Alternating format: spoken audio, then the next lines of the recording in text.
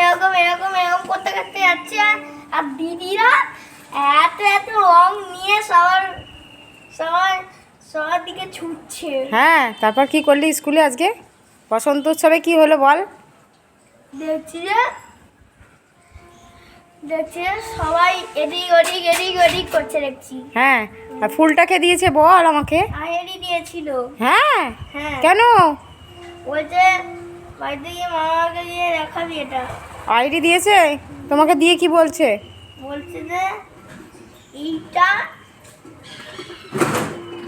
এইটা রেখে দিতে। তো তুমি কি বললে? বললাম যে আমার বাড়িতে একটা ঠাকুর আছে, ওকে দেবো। বললো যে ঠিক আছে দিত।